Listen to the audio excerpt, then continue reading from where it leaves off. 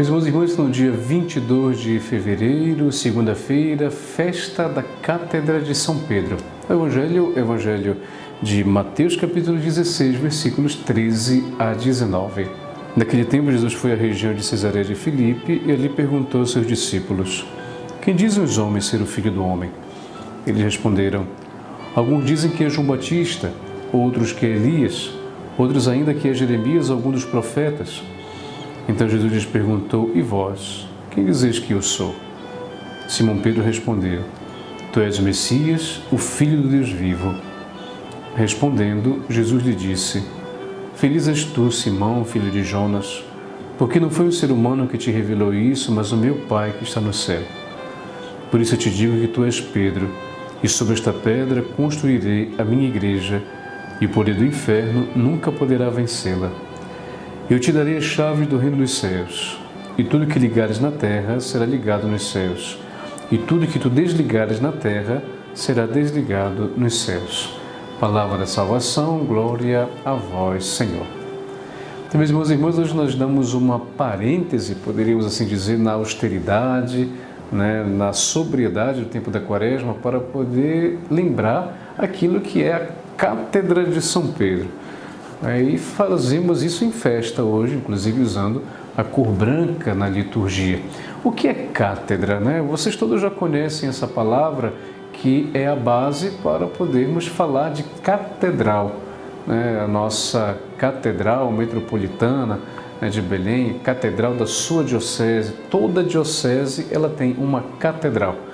E catedral vem desse nome, cátedra, que significa cadeira, de onde, portanto, ali nas liturgias, o bispo, na sua catedral, ele senta, e esta cátedra é a simbologia do governo do bispo, ou seja, ali ele governa, ali ele ensina, ali ele santifica. Ou seja, são esses três mundos que nós encontramos na missão de um bispo. O bispo, ele ensina, por meio do magistério da igreja, a interpretação da palavra de Deus. O bispo, ele santifica, portanto, ele é instrumento de santificação na vida das pessoas, por meio da sua própria vida, da condução dos sacramentos. E ele também governa, ou seja, o bispo é aquele que administra, o bispo é aquele que conduz, o bispo é aquele que orienta a igreja presente naquela realidade. E a simbologia de tudo isso está justamente nesta cadeira que nós chamamos de cátedra.